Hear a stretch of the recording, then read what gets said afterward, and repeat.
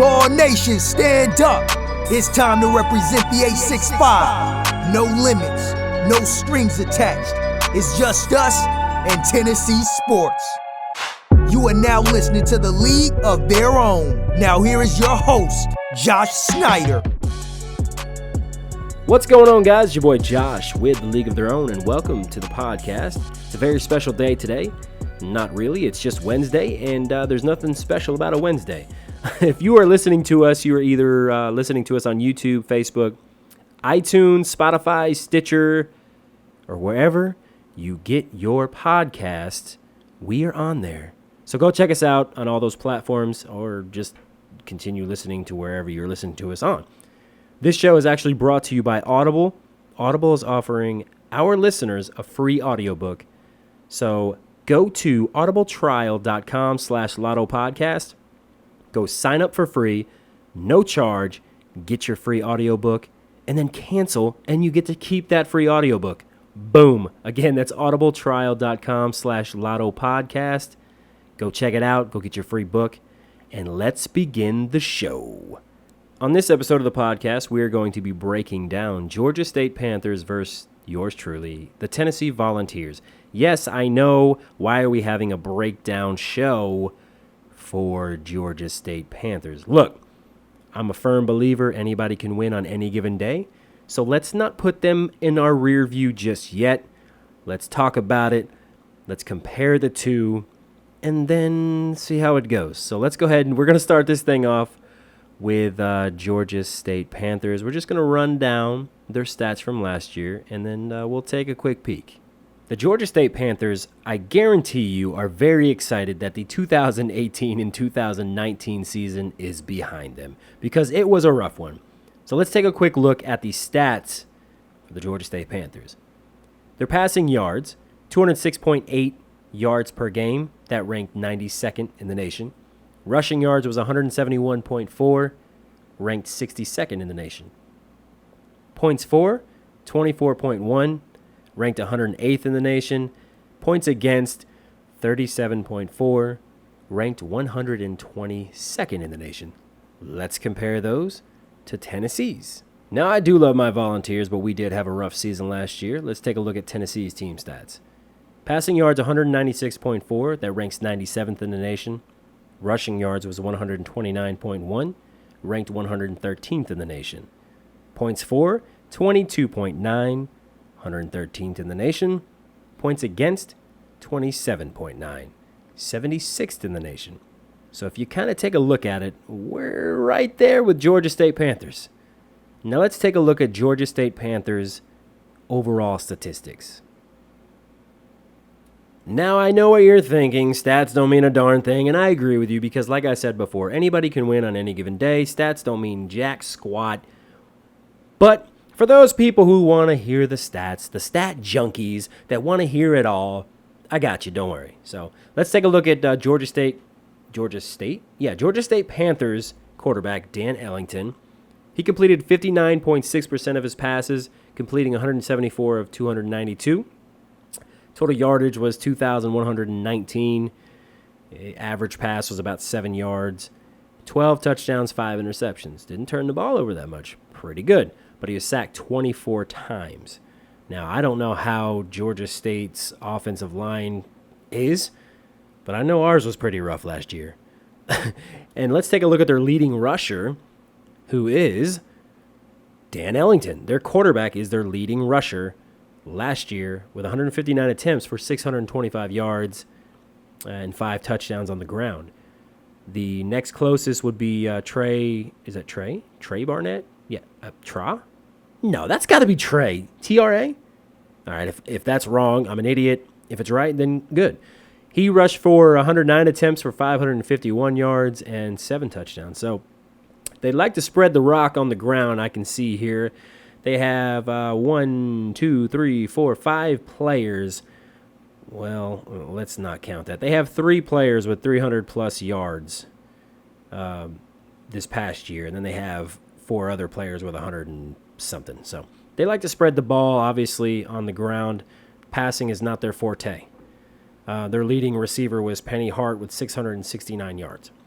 So he did get some yardage in the passing game.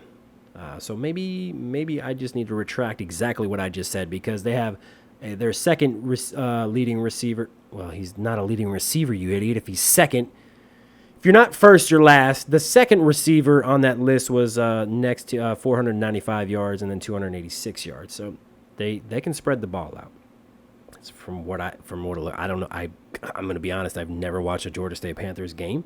I'm not going to act like I know them like the back of my hand, because I don't. I don't. So let's take a look at their defense. Their defense. Is there much defense? Their leading tackler was Ed Kearney. Sounds like an old man name, Ed Kearney.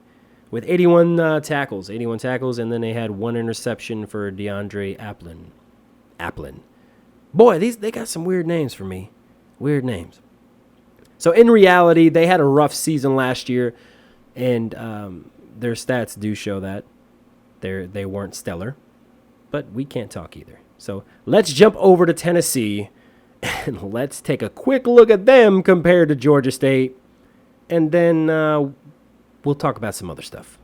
So Tennessee, obviously we had Jarrett Garantano. He completed 62.2% of his passes, 153 of 246, 1,907 yards. He threw 12 touchdowns, 3 interceptions, and he was sacked 22 times. So both these quarterbacks have been on their back a lot. Our leading rusher was none other than Ty Chandler. 115 carries, 630 yards with 4 touchdowns. And then Tim Jordan was right behind him with 132 carries, 522 yards with 3 touchdowns. Now, our receiving core should be pretty good this year. I know we probably said that last year, but last year's receiving core, let's just run down last year's receiving core. Marquez Callaway with 37 receptions, 592 yards with 2 touchdowns. That number has to climb up, in my opinion, those 2 touchdowns. They got to give him the ball more, or if they ever get in the red zone. And we didn't score a lot, obviously, so that's probably why. Josh Palmer was second on that list with 23 receptions, 484 yards with 2 touchdowns. Juwan Jennings, got to get that dog the rock some more too, with 30 receptions, 438 yards, and then 3 touchdowns. And then Ty Chandler comes in behind that. So our tight end group obviously was a little further down that list. We need to get them incorporated as well with Dominic Wood-Anderson. We got to get some of these guys incorporated. But that's the receiving core. Let's take a quick look at the defense. Obviously, your leading tackler was Daniel Patulli, and Bryce Thompson had 3 interceptions last year. So, again, we had a rough year last year. Our stats show that. We were not stellar. And obviously, we're looking to this 2019-2020 season. And what a way to kick it off than to play the Georgia State Panthers 3:30 on the 31st. So I'm excited for that. I can't wait for that game. Obviously, it's 20-something days now. I don't know. I don't have the calendar in front of me. And I'm not good at math on the spot. So I know 4 plus 4 is 8. I almost messed that up. But no, we did our first initial breakdown of the entire season in our first episode. You can go check that out. I'll put a little tag here somewhere on YouTube. Boom, somewhere, wherever you can see it. But go check that out and hear what I had to say and what Tennessee was going to go this year. And this was our first breakdown, and this wasn't going to be an in-depth breakdown because it is Georgia State Panthers, and I really don't want to spend a lot of time on what are they, the Sun Belt? I don't want to spend time on the Sun Belt. I'm sorry. Forgive me. But now Georgia State might come out and show a little fight. So now that I'm talking about showing a little fight, let's see what the College Football Game Simulator has. The 2018-2019 roster, even though I know things have changed from last year to this year, we've lost some and then gained some.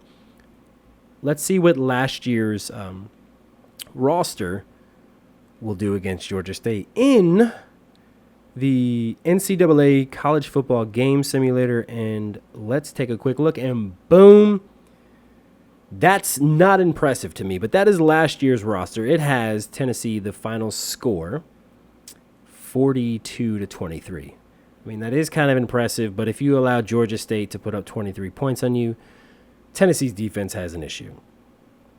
Let's see how many times this was ran. It says out of 196 simulations, Tennessee wins 177 times, which is a 90% rating. Georgia State won 19 times, which is a 9% rating. Tennessee won by 20 points or more 84 of those 177 times.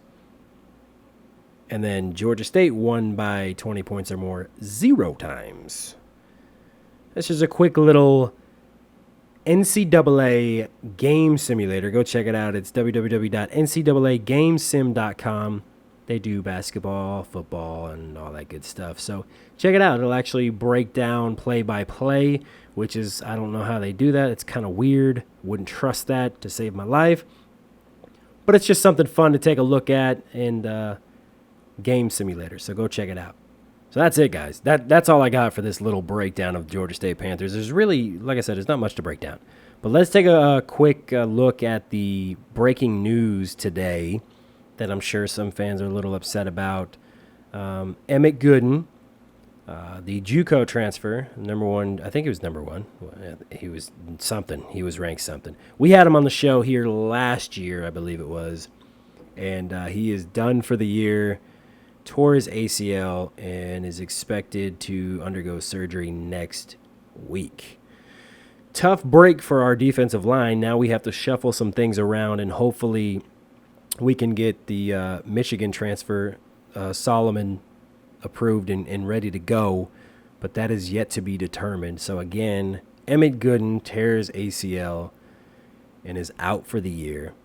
That's the Emmett Gooden was on a Netflix show, Last Chance U, and then obviously came to Tennessee and really played some quality minutes last year. Quality minutes like it's basketball. He played some quality snaps last year and showed up on some plays, but he's going to be out. Unfortunate. But Pruitt did say he has another year left, so he can continue to go to school and get ready to come back for next spring and next fall. So we hope that Emmett has a speedy recovery and hope all goes well with him.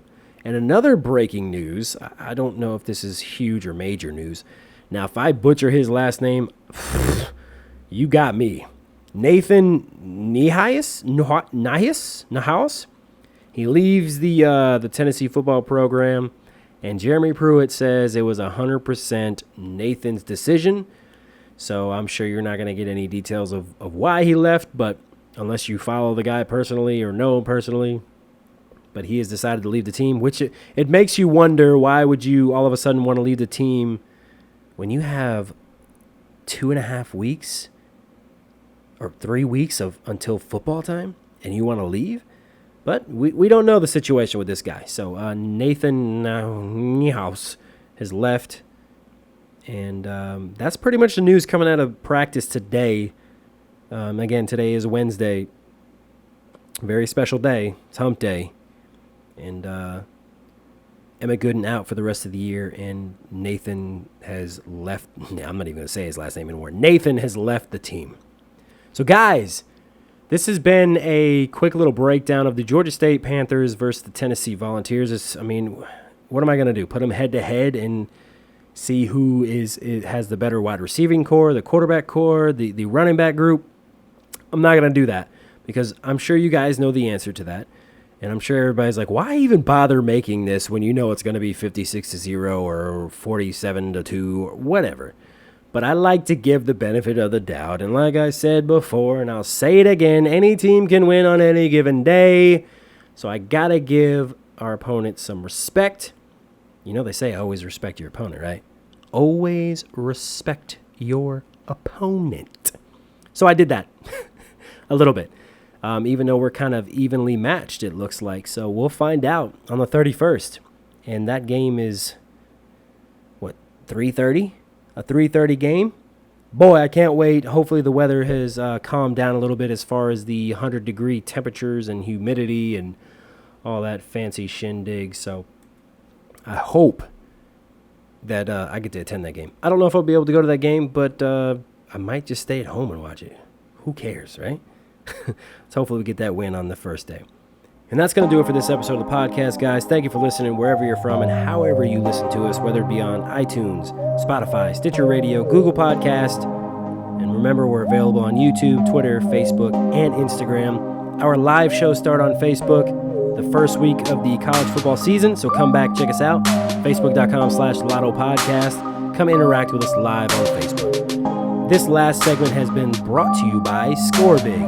Guys, you want dirt cheap tickets? I'm talking about NFL tickets, concert tickets, or even college football tickets. Yes, Tennessee Volunteer tickets are on here.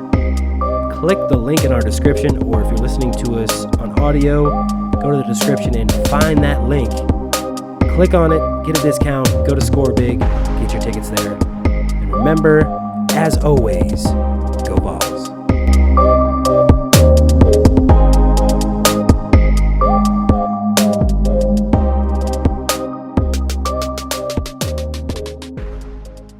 What's up, guys? Thanks for watching The League of Their Own. Make sure you hit the subscribe button, watch our latest upload, and follow us on Instagram, Twitter, and Facebook for our random giveaways.